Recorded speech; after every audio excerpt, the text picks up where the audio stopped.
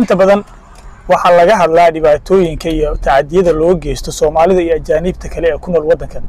balse maanta ma rabo inaan midaas ka hadlo oo maanta waxaan rabaa inaan xoog saaro dhanka wanaagsan ee uu leeyahay wadankan Koonfur Afrika Macallin Mukhtaar oo kamid ah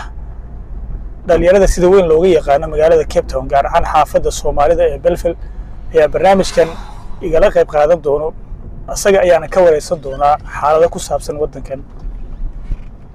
isla socod wanaagsan macallimo marka hore saaxiib adigoo maadsan ku soo dhawaad YouTube channel-ka aadan Okiyaale bismillahir rahmaanir rahiim alxamdulillahi rabbil aalamiin wasalaatu wasalaamu ala rasuulillahi sallallahu alayhi wasallam ama ba'du wa ku salaamay aadan Okiyaale waqti wacan wada saaranahay ku soo dhaw insha Allah ta'ala waa dhawaanigan aad iyo aad ayuu mahadsan tahay sidaan ognahay waxa kamid tahay dadka xogaalku u ah xaaladda wadankan ka jirta ee South Africa waxa jira buug ka qortay oo runtii aad u qiimo badan inta akhristan ay ka faa'iideen in badan waad ka hadashay xaaladda ka jirta wadanka South Africa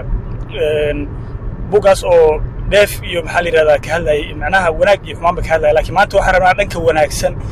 ee wadankan oo leeyahay inaan xoog saarno su'aasha ugu horeysa aan ku weydiin rabo waxay tahay marka hore bal isbarbar dhig inaad ku samayso wadanka Koonfur Afrika 10 sano ka hor Soomaalida meesha ay taagnaayeen